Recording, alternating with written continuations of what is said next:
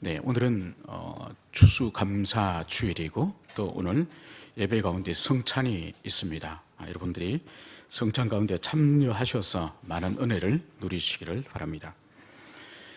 요즘은 결혼식이라고 하면은 결혼식장에 가서 간단히 예배를 드리거나 결혼식을 하고 또 뷔페에서 식사를 하고 그러면은 결혼식이 끝납니다.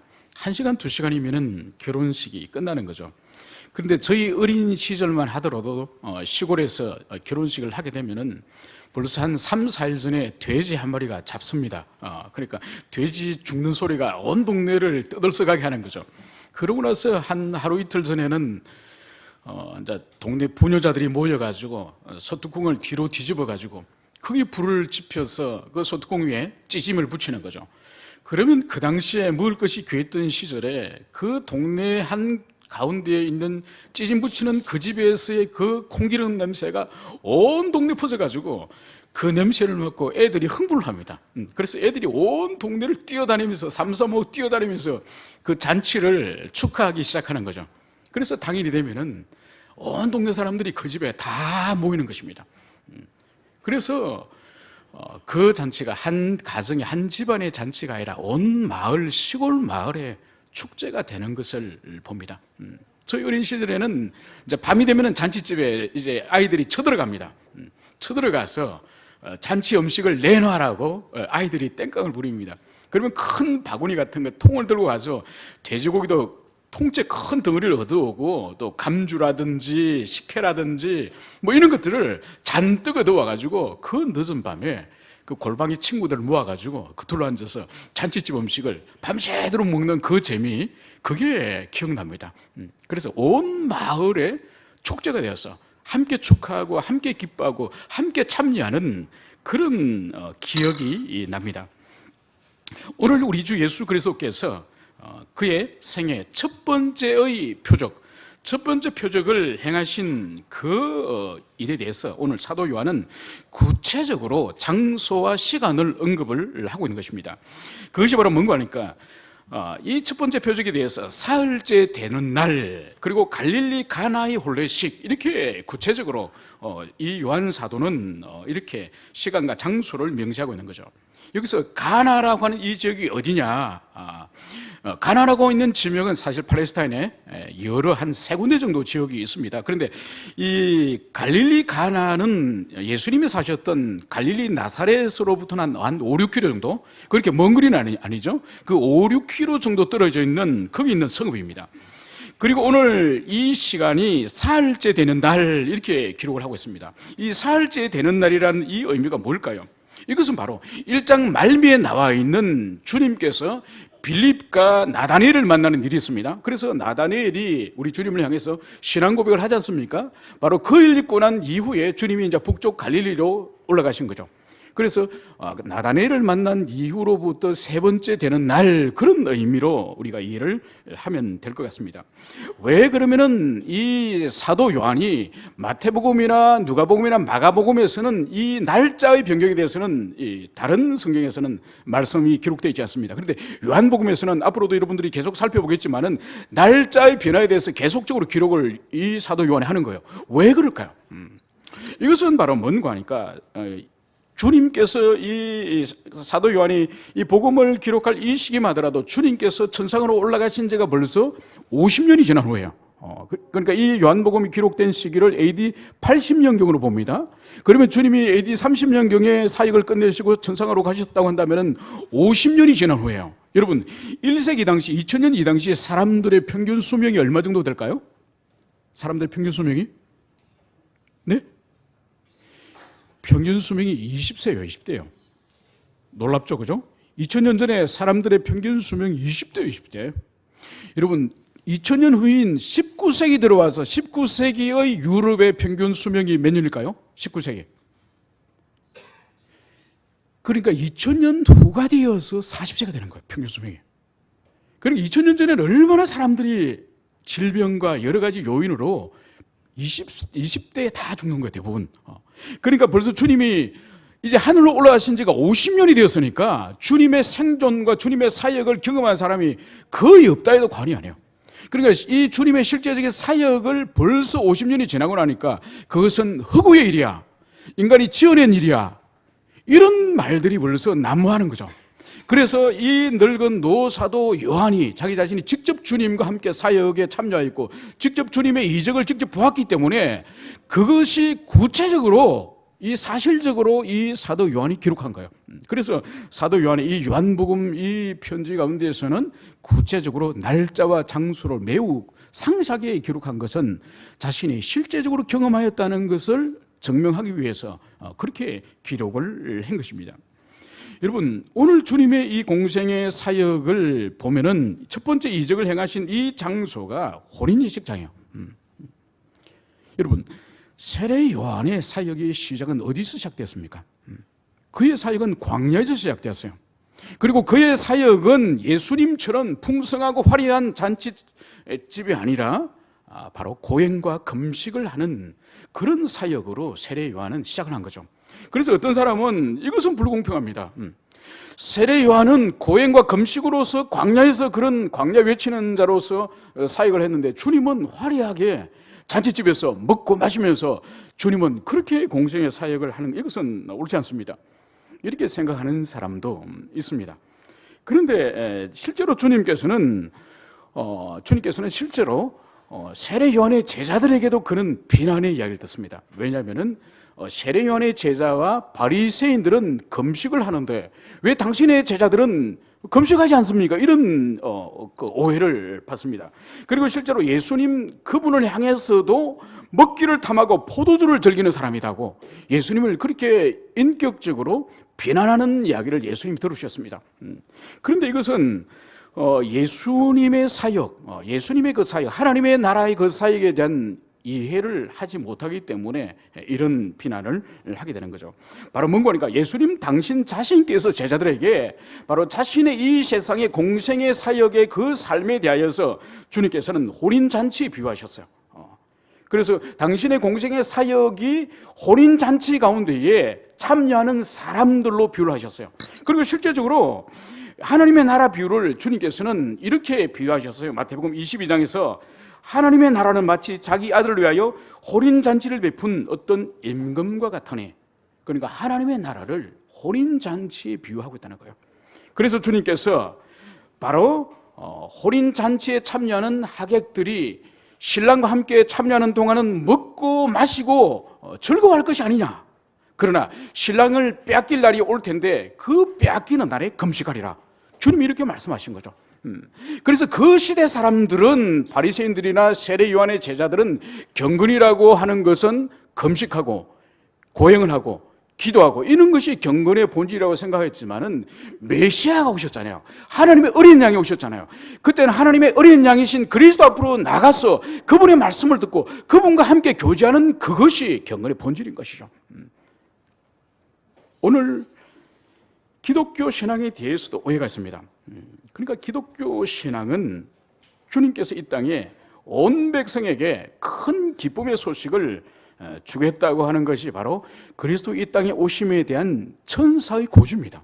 그러니까 그리스도 오심을 말미암아서 그동안은 이 세상이 사망과 죄와 어둠 가운데 있던 이 세계가 바로 구속주이신 그리스도 그분이 오심으로 온 세계와 인류를 향해서 기쁨의 소식을 전가하는 것이 그리스도의 성육신 사건이에요. 그래서 그분이 오셔서 십자가에 죽으셨고 대속을 이루셨습니다. 그렇기 때문에 이제는 새로운 시대가 열리고 새로운 세상이 시작된 거예요. 그걸 알지 못하는 자들에게 그리스도인들이 나가서 복음을 전가해서 그리스도가 이미 오셨고 이제는 그분을 믿는 믿음으로 우리가 그분의 생명과 그분의 기쁨에 참여하는 것이라고 우리가 외쳐야 되는데, 정작 하나님의 교회 아닌 우리들이 우울하거나 침울하거나 어둡거나 하나님 없이 생명 없이 살아가는 그런 모습을 띠는, 이것은 사실 참된 기독교가 아닌 것입니다. 물론 죄와 싸워야 되죠. 끊임없는 우리 자신 속에 있는 옛자와 끊임없는 싸우는 싸움을 계속 해야 됩니다. 그죠? 그런 원론적인 이야기를 찾으려 하더라도 본질적인 우리 성도의 그리스도인의 삶은 바로 그리스도의 오심을 통하여 대속을 통하여서 우리에게 바로 생명과 자유와 해방과 환희를 주는 이것이 바로 기독교의 본질인 거예요. 그런데 기독교인들이 교회가 침울하고 우울하고 그런 모습을 띄어서는 어둠과 이 죄 가운데 있는 세상을 어떻게 주님 앞으로 인도하겠습니까? 그죠? 그래서 지나친 어두움이나 지나친 침울함은 그것은 기독교를 왜곡하는 것이라고 그렇게 생각을 하는 것이 좋을 것 같습니다.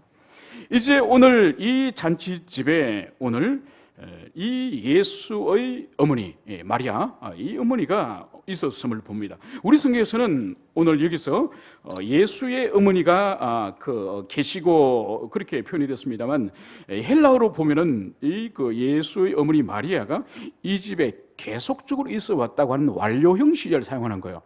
그러니까 우리 그 문화권에서도 잔치를 하면 여러 날 준비를 하는 것처럼 이 유대인들 같은 경우에는 기본적으로 7일 잔치예요. 7일 잔치. 7일 잔치에서 좀 길게 하면 14일 잔치예요. 그 정도로 긴 날 동안에 이 잔치가 계속됩니다. 그렇다고 한다면 이 마리아는, 예수의 어머니 이 마리아는 결혼식 그날 가서 축하합니다 인사하고 온 게 아니라는 거예요. 준비하는 긴 시간 동안에 이 마리아는 그 집에 계속적으로 거하고 있다는 그것을 여기서 보여주는 거죠. 이것은 뭘 보여주는 거니까, 이 갈릴리 가나에 있는 이 홀리하는 이 집이 마리아와 어떤 친척 관계, 그러니까 그날 아니라 여러 날 동안 가서 도와주고 그 잔치 준비에 참여했다는 걸 볼 때에 가까운 친척 관계라는 그것을 볼 수 있습니다. 그리고 이 잔치에 오늘 2절에서는 예수님과 그의 제자들도 초청을 받았다, 이것을 여기서 보여주는 거죠. 왜냐하면 이 갈릴리 가나는 이 마을이, 이 성읍이 누구의 동네인가 하니까 우리가 지난 시간에 살펴봤던 그 나다니엘이 태어난 자기 고향이 바로 이 갈릴리 가나예요. 그러니까 나다니엘이 이미 주님의 제자가 됐기 때문에 이곳에서 혼인잔치가 있을 때에 바로 다른 주님의 제자들도 초청을 받고 또 주님도 이 자리에 초청을 받았음을, 그것을 여기서 우리가 볼 수가 있습니다. 그런데 오늘 성경은 이 잔치가 계속되는 이 자리에서 포도주가 떨어진 거예요. 여러분, 포도주는 매우 혼례식에 있어서 이 유대인들에게 있어서 중요한 거죠. 그래서 이 포도주가 떨어졌다는 것을 볼 때에 아마 이 집의 음식 준비 자체가 좀 적은 양을 준비를 했든지, 아니면 예상했던 이름보다가 더 많은 손님이 왔든지, 하여튼 이 포도주가 떨어진 거예요.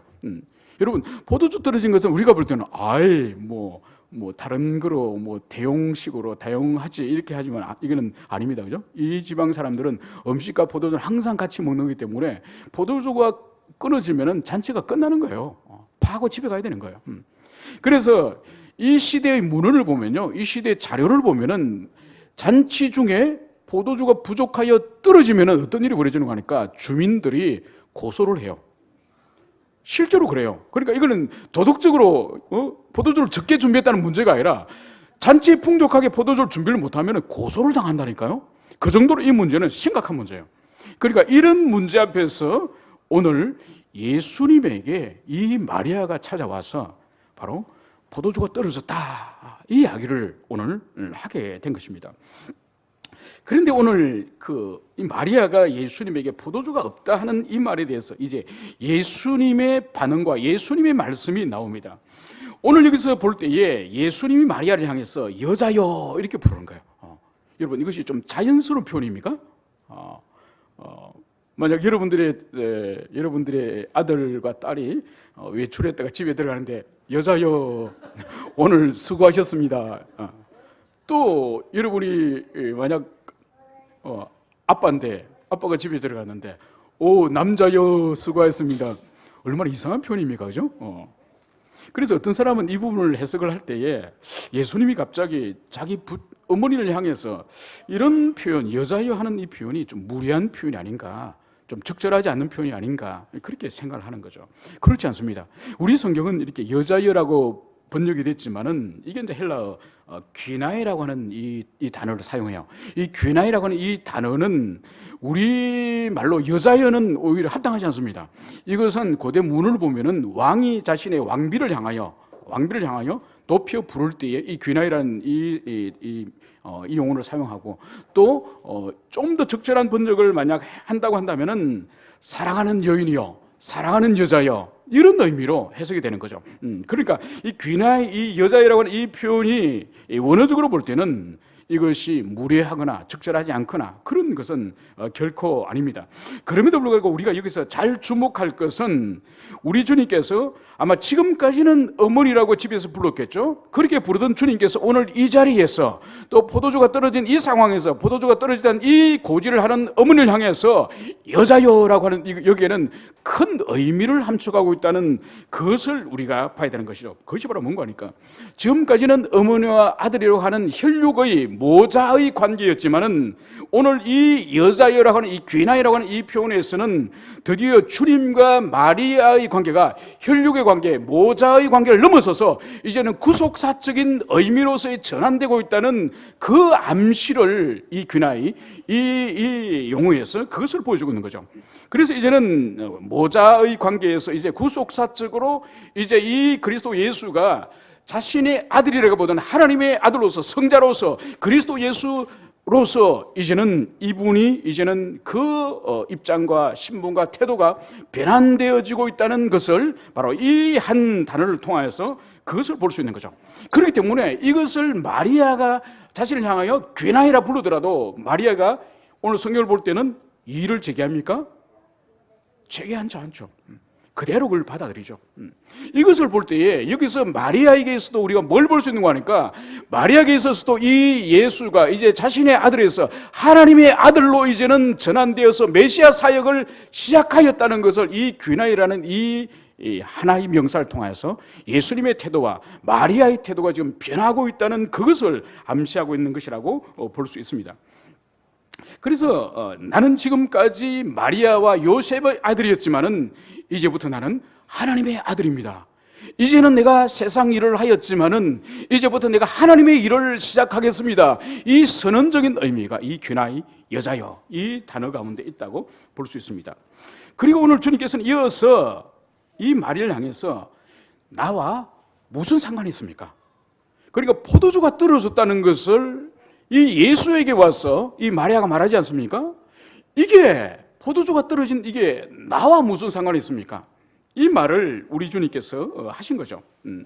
여러분, 이 마리아는 포도주가 떨어진 것을 오늘 그 집 주인에게 가서 말하거나 안 그러면 이 잔치를 전체 총괄하는 연회장을 찾아가거나 안 그러면 그날 결혼식의 주인공인 신랑을 찾아가서 포도주가 떨어졌습니다. 어떻게 하면 좋습니까? 이렇게 말하지 않고 예수님을 찾아가다는 거죠. 어떻게 보면 적절하지 않죠. 주인을 찾아가든지 아니면 연회장을 찾아가든지 안 그러면 신랑에게 찾아가서 빨리 어떻게 술을 준비를 하라고 그렇게 하는 것이 맞지 예수님을 이 마리아가 찾아간 거예요. 여기에도 큰 의미를 가지고 있죠. 바로 예수님에 대한 어떤 신적인 믿음을 신적인 신뢰를 마리아가 하고 있다는 거예요. 그래서 오늘 이 마리아가 이 곤란한 이 잔치집의 이 문제를 바로 해결해 달라고 우리 주님을 찾아가지 않았겠습니까? 그런데 주님께서는 바로 이 일이 나와 무슨 상관이 있습니까? 이 의미라는 것은 바로 뭔가 하니까 마리아가 요청하는 것은 이 잔치집의 이 포도주의 결핍, 이 인간적인 곤란함, 이 문제를 해결해 달라는 거예요. 그런데 주님의 사역은 뭔가요? 인간의 필요를 채우는 것이 주님의 사역인가요? 아니요. 주님은 광야에 40일 동안 금식을 하실 때도 굶주리셨지만은 사단이 돌돌로 떡덩이 되게 해가서 그것을 먹으라고 사단이 유혹을 했습니다. 그런데 주님은 어떻게 하셨습니까? 자기의 궁핍과 자기의 굶주림과 자기 필요에도 주님께서는 그 이적을 행하지 않으셨어요. 그것처럼 주님이 여기서 바로 나와 무슨 상관이 있나이까라고 말하는 것은 바로 주님의 사역은 메시아 되심을 드러내는 그 사역인데 마리아가 요청한 것은 인간의 필요를 채워달라고 하는 결핍된 포도주를 공급해달라고 하는 그것이기 때문에 오늘 주님께서는 바로 메시아적 소명과는 상관이 없다고 하는 그 선을 끊는 것이 바로 여자여 나와 무슨 상관이 있느냐니까 이 의미가 바로 자신의 메시아직과 상관이 없다고 하는 그것을 주님은 먼저 그것을 선을 끊고 있는 것이에요. 자, 이제 주님께서는 내 때가 아직 이르지 아니하였나이다. 내 때. 여러분, 주님께서 말하는 내 때가 뭔가요? 그것은 바로 주님께서 결정적으로 십자가 죽으시고 부활하시고 그래서 하나님의 영광을 취하고 그리고 대속의 사건을 완성하는 그 일이 주님의 이 결정적인 이 때를 말하는 거죠. 여기서 볼 때에 주님께서 내 때가 이르지 않았다고 할 때에 여기서 우리가 무엇을 알고 있는 거죠? 주님 자신이 자기 때에 대해서 정확한 인식이 있다는 거죠. 정확한 인식이. 그러니까 자신은 이 땅에 왜 오셨으며 또 어떻게 고난을 받아야 되고 어떻게 죽어야 되며 또 언제 살아나야 될지를 주님 자신은 정확한 자기 인식을 가지고 이 땅에 오셨어요. 그런데 오늘 마리아가 바로 이 잔치집에서 어떤 능력을 행해달라는 요청을 하니까 오늘 주님께서는 아직 내 때가 아니다, 이 말씀을 여기서 하고 있는 것입니다. 그럼에도 불구하고 오늘 마리아는 이 하인들에게 돌 항아리를 갖다 놓으라 하고 시키는 대로 하라 그러고 또 주님은 그 항아리에 물을 채우라고 주님은 그 말씀합니다. 이것은 바로 뭔가 하니까 아직 주님께서 결정적으로 당신이 영광 받으시고 당신의 결정적인 그 때는 아니지만은 그것을 예표적으로 구속사의 영광의 예표적으로 오늘 첫 번째 이적을 이 갈릴리 가나에서 그것을 행하는 것을 여기서 우리가 볼 수가 있습니다. 여러분, 오늘 여기서 우리가 나눴던 이 본문 가운데서 두 믿음을 우리가 잘 주목을 해야 됩니다. 두 믿음. 첫 번째 우리가 주목해 봐야 될 믿음은 바로 마리아의 믿음입니다. 마리아의 믿음. 여러분, 마리아가 바로 이 포도주가 떨어졌을 때에 혼주나 신랑이나 연회장을 찾아가지 않고 예수님에게 찾아간 것은 마리아 내면 속에 예수님을 향한 독특한 믿음, 신뢰가 있다는 그것을 여기서 보여주는 거예요. 그것은 바로 뭔가 하니까 마리아만큼 사실 예수 그리스도에 대한 계시, 그분이 누구시고 장차 어떤 일을 행하실 것인지에 대한 그 계시를 마리아만큼 선명하게 받은 사람이 과연 있었을까요? 없습니다. 마리아는 천사가 마리아를 찾아와서 그의 수태에 대하여 천사가 고지를 하지 않습니까? 그렇게 한 성령의 능력으로 임신할 것을 그가 듣게 되고, 그리고 그는 실제적으로 임신을 경험합니다. 남자와 관계한 적이 없지만은, 그리고 그는 출산의 경험을 합니다. 전혀 남자와 상관없는 그런 생명을 잉태하여서 출산하는 거죠. 그리고 그는 아기가 태어나자마자 놀라운 손님들을 맞이하게 됩니다. 바로 그들이 누구죠? 동방의 박사를 통하여서 귀한 예물을 받고 그들의 경배를 경험하게 하게 됩니다. 그 베들레헴의 그 외수한 그 예관에 머무는 동안에 동방에서 귀한 그 손님들이 와서 바로 어린 아기를 향해서 경배를 하는 그 경험을 하면서 그가 이스라엘 왕이라는 그 이야기를 요셉과 마리아가 듣게 됩니다. 그리고 8일 만에 이제 예수님이 모세의 규례를 따라서 할례를 행하지 않습니까? 성전에 올라서 할례를 행합니다. 정결제식을 또 행하죠. 그때 바로 메시아를 기다리고 있었던, 결코 메시아를 보기 전에는 죽지 않을 거라고 그 예언을 받았던 시몬이라는 사람을 성전에서 만나게 됩니다. 그래서 장차 예수님이 어떤 사역을 행할 것인지 그 성전에서 만난 의인 시몬을 통하여서 이제 예언을 받게 되는 거죠. 또 더 나가서 여선지자 안나를 만나게 됩니다. 안나를 통해서 장차 그리스도 예수께서 바로 놀라운 메시아 사역을 이룰 것을 그 성전에서 이 마리아와 요셉이 듣게 되는 거죠. 그러니까 잉태로부터 해서 모든 과정 가운데에 바로 하나님이 간섭하셨고 이 마리아와 요셉에게 주셨던 예수님의 장차하실 그 사역에 대해서 이 마리아와 요셉은 생생하게 들었습니다. 그런데 오늘 성경에 볼 때 잔치집에 요셉의 이야기는 나오지 않습니다.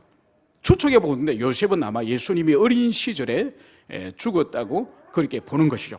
그래서 예수님의 이 인격과 그분의 사역에 대해서는 가장 이 지상의 그 사실에 대해서 정확히 아는 사람은 바로 마리아인 거죠. 마리아. 그래서 이 마리아의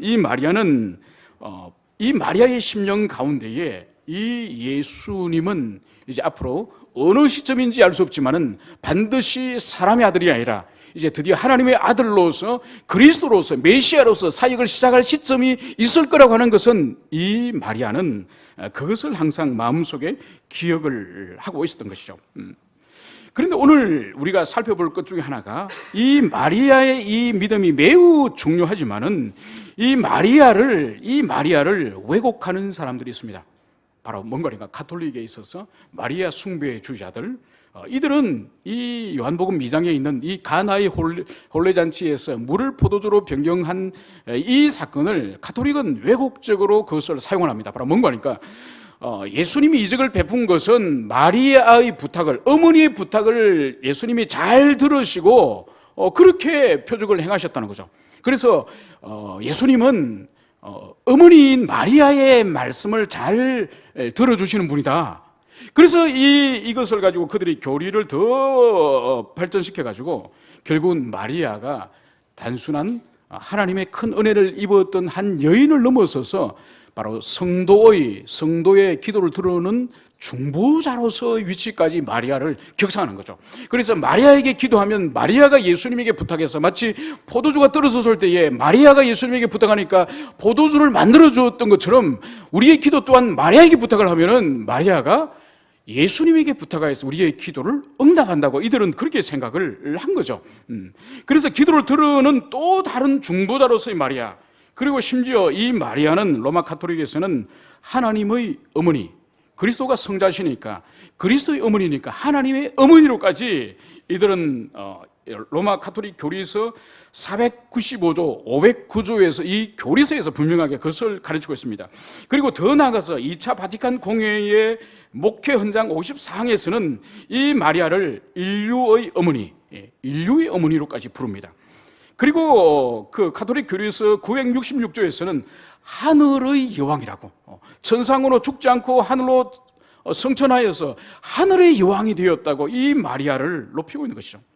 여러분, 이것은 성경적으로 볼 때는 명백한 거짓인 것입니다. 왜냐하면 누가복음 1장 47절에서 48절에 이르는 이 마리아 자신이 잉태하였음에 대해 하나님 앞에 찬송을 하면서 자기를 칭하는 말이 있습니다. 마리아 자신 자기를 향해서 비천한 계집종을 말하여, 자기를 향해서. 여기서 비천한 계집종이라는 것은 이 의미가 함축되어 있는 것은 뭔가 하니까 하나님 앞에 자기 자신도 허물과 죄가 있는 죄인이라고 하는 그런 고백인 것이죠.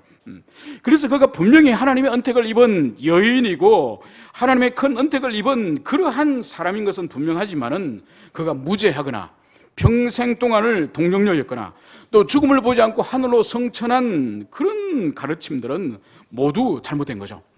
그래서 우리가 기억해야 될 것은 이 마리아가 예수님을 잉태하기 전에, 그러니까 마리아가 이 세상에서 태어나서 예수님을 잉태하기 그 전에 영원전부터 예수님은 하나님으로 존재하신 거죠. 그렇기 때문에 이 마리아는 성도 중에 한 사람이요, 구속이 필요한 죄인 중에 한 사람이요, 하나님의 은택을 입은 사람 중의 한 사람이라는 그것을 우리는 기억을 해야 될 것입니다. 이제 예수님의 말씀을 따라서 이 하인들이 항아리 6개에 물을 가득 채웠습니다. 여기서 항아리가 두세 통 들어가는 그 항아리를 말하는데, 그러니까 유대인들은 집 앞에 이 돌 항아리를 둡니다. 이게 뭔가 하니까 사람들이 외부에 외출을 다녀오거나 다른 사람을 만나거나 그렇게 밖에서 일을 마치고 집으로 들어갈 때에 이 항아리 물을 항상 손과 발을 씻는 거죠. 이 손과 발을 씻는 의미는 오늘날 우리가 외출 다녀오면은 비누로 화장실에서 손을 씻지 않습니까? 그런 전적인 위생적인 관념이죠.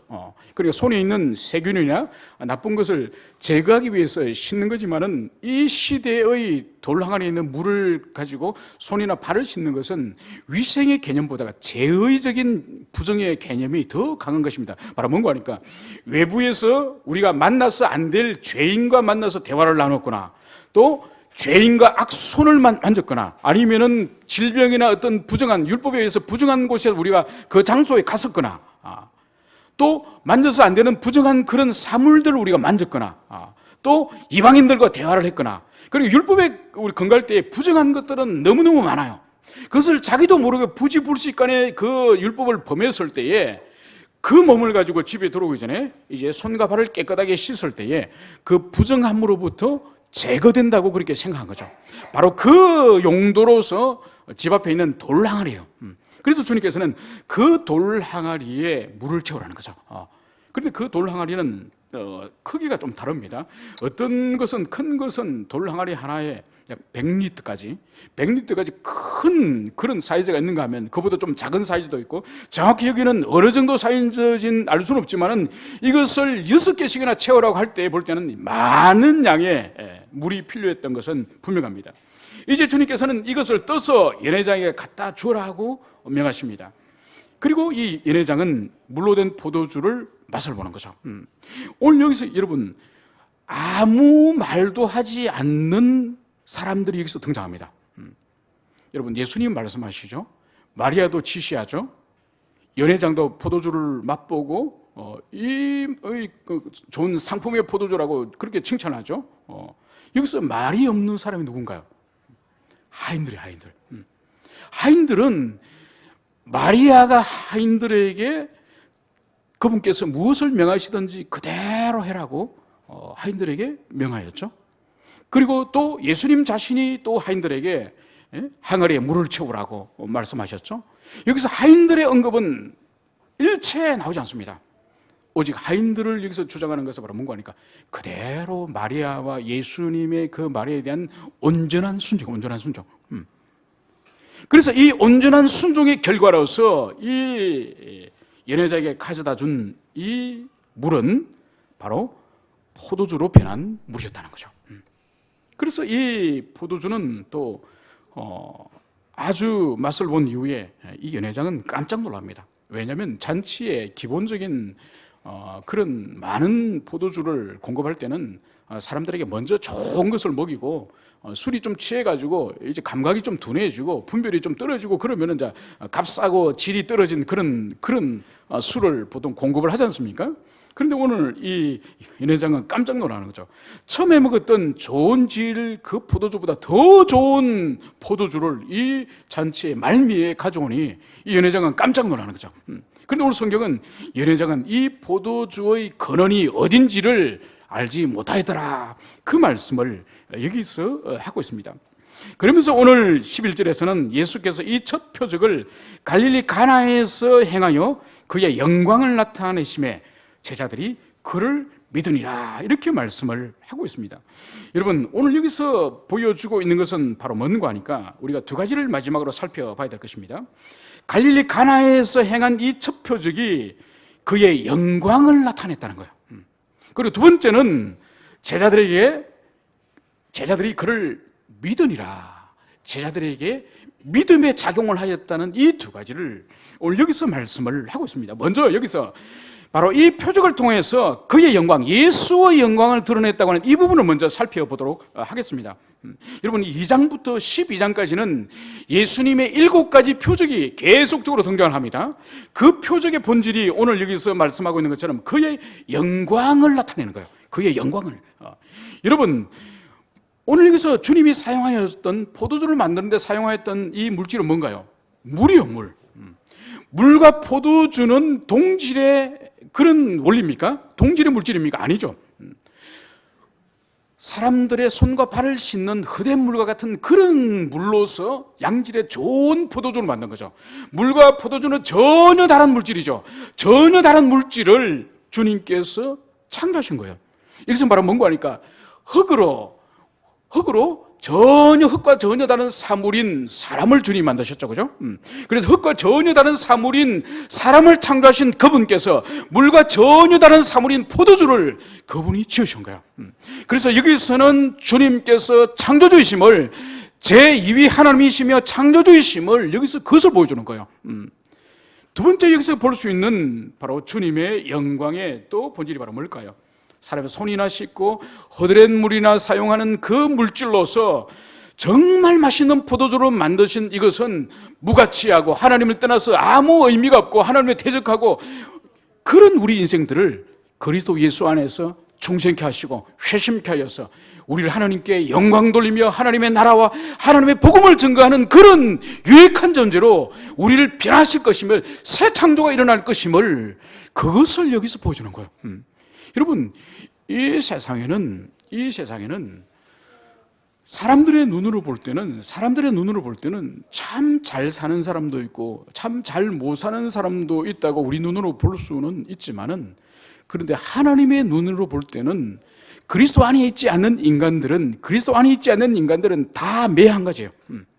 그 사람이 아무리 선한 일을 하는 것처럼 보이고 높은 지위와 사회적인 신분과 물질을 가지고 있다 할지라도 그리스도 안에 있지 않으면 그것은 모두가 자기 사랑을 위해서, 자기 사랑을 위하여서 그것이 있는 거예요. 여러분, 3년 전에 대통령이 취임을 할 때 선서를 하지 않습니까? 그 선서의 내용의 본질이 바로 뭡니까? 헌법과 법률에 근거하여서 나라와 국민에 대한 사랑이에요. 그러니까 자신에게 주어진 그 권한을 나라를 사랑하고 백성을 사랑하는 거기에 자신의 인생을 드리겠다는 그 선서를 4년 전에 했습니다. 그런데 그리스도 안에 있지 않는 사람은 본래 사명대로 살 수가 없어요. 모든 것들이 자기 사랑의 연속성에서 다 사랑하는 거예요. 여러분, 그리스도 안에 있지 않는 사람은 돈을 가지고 아무리 이웃을 돕고 무엇을 하더라도 결국은 그것을 찾아서 들어가면 바로 뭔지 아세요? 자기 봉사를 통한 자기의 내면의 만족이에요. 아무리 선한 일을 한다 할지라도 그것이 영적 선, 즉 하나님을 의식하여 하나님으로부터 말미암은 선이 될 수 없는 것은 그리스도 안에 있는 자들에게는 불가능해요. 결국은 뒤에 보면 존경을 받기 위한 것이거나 사람들의 인정을 받기 위한 것이나 자기의 종교적인 만족이나 자기 봉사의 만족이나 사람들의 평판이나 그것이 목적이지 영적 선으로 나갈 수 없는 거예요. 영적 선은 그리스도 안에 있는 자, 중생한 자들만이 영적 선을 행할 수 있는 것이죠. 그래서 오늘날 이 세상은 그리스도 안에 있는 자냐 있지 않는 자냐에 따라서 사실 그 삶의 궁극적인 동기와 근원이 다른 거죠. 그래서 결국은 오늘 이 손발을 씻는 허들의 물로 주님께서 양질의 포도주를 지으신 것은 장사 그리스도 예수의 대속 사역을 통하여 그를 믿는 자들에게 이제는 무가치하고 하찮은 인생이 존귀하게 하나님과 관계를 맺고 하나님께 영광을 돌리고 하나님의 창조의 목적대로 다시 살아갈 수 있는 인간이 된다는 거예요. 그래서 참 인간으로 살아갈 수 있다는 거죠. 두 번째로 우리가 여기서 살펴봐야 될 것은 오늘 성경이 말씀하고 있는 것은 바로 뭔가 하니까 제자들이 그를 믿으리라 라고 말씀을 하고 있습니다. 그래서 오늘 2장에 있는 이 첫 번째 표적에는 마리아의 믿음과 함께 제자의 믿음을 살펴보는 것인데 오늘 제자들이 그를 믿으니라 라고 말씀하고 있는 이 의미가 뭘까요? 그러면 제자들이 그전에는 이 가나의 갈릴리 표적을 보기 전에는 믿음이 없었다는 것입니까? 아니죠. 1장에서는 이미 등장하고 있는 안드레나 베드로나 빌립이나 나다니엘이나 이미 예수를 믿었고 믿었을 뿐만 아니라 나다니엘 같은 경우에는 이스라엘 왕이요 하나님의 아들이라고 하는 신앙 고백을 나다니엘 하지 않습니까? 그럼 여기서 말하고 있는 제자들이 그를 믿었다는 의미는 뭘까요? 이것은 바로 주님의 첫 번째 행하신 이 표적을 통하여서 그들이 이미 믿음을 가지고 있었지만은 그들의 믿음이 성장하고 자라서 더 온전한 모습으로 자라가고 있다는 그것을 여기서 보여주는 것이죠. 여러분, 우리들에게 주님께서 보여주시는 은혜들과 또 말씀의 그런 가마들이 있습니다. 이것이 뭘까요? 끊임없이 우리의 신앙이, 우리의 믿음이 자라가기를 바라는 거예요. 끊임없이 더 온전하고 더 그리스도 예수의 믿음의 장성한 분량까지 이르기를 주님은 그것을 바라고 있는 거예요.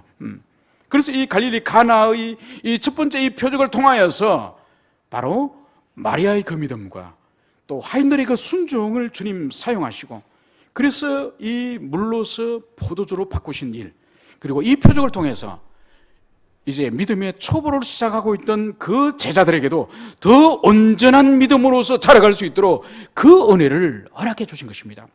이제 여러분들과 우리 자신들에게 적용을 해보고자 합니다. 우리가 또 올 한 해가 이제는 저물어가고 있고 또 1년에 한 번씩 우리가 참여하는 이 추수감사주일을 오늘 우리가 예배를 드립니다.